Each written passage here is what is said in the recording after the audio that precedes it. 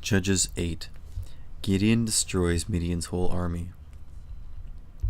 The men of Ephraim spoke to Gideon. They asked, "Why have you treated us like this? Why didn't you ask us to help you when you went out to fight against Midian?" They spoke very sharply against Gideon. But he answered them, "What I've done isn't anything compared to what you have done. After Ephraim's grapes have been gathered, isn't what is left over better than all the grapes that have been gathered from Abiezer's vines? God handed Oreb and Zeb over to you. They are Midianite leaders, so what was I able to do compared to what you did?" After Gideon had said that, they didn't feel angry with him anymore.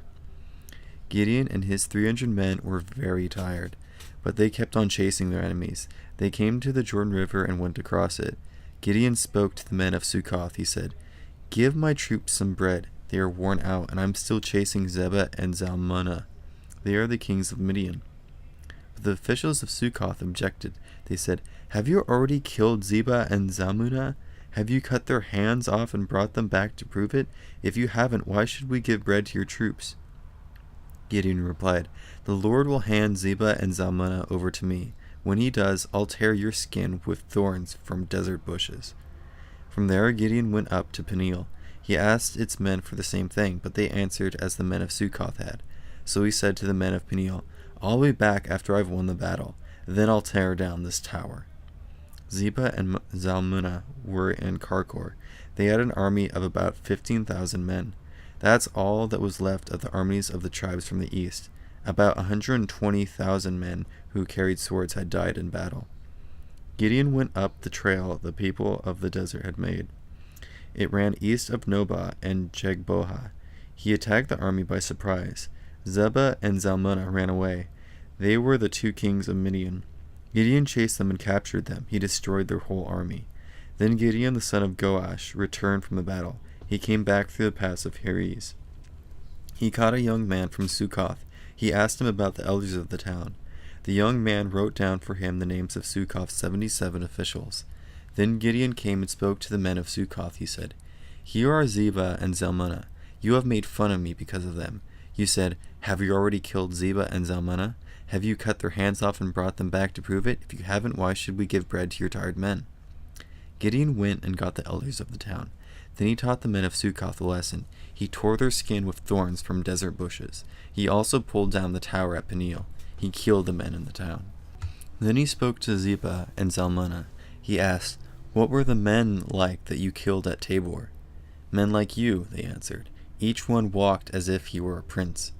Gideon replied, "Those were my brothers. They were the sons of my own mother. You can be sure that the Lord lives, and you can be just as sure that if you had spared their lives, I wouldn't kill you." Then Gideon turned to his oldest son Jether. He said, "Kill them." But Jether didn't pull out his sword. He was only a boy, so he was afraid. Zebah and Zalmunna said, "Come on, do it yourself. The older the man, the stronger he is." So Gideon stepped forward and killed them. And then he took the moon-shaped necklaces off the necks of their camels. Gideon refuses to be Israel's leader.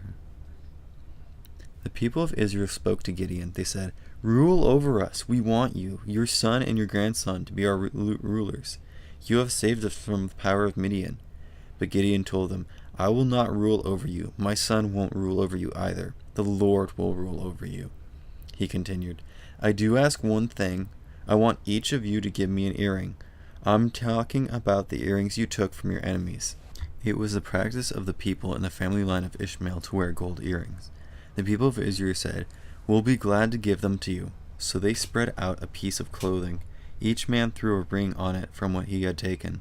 The weight of the gold rings Gideon asked for was 43 pounds.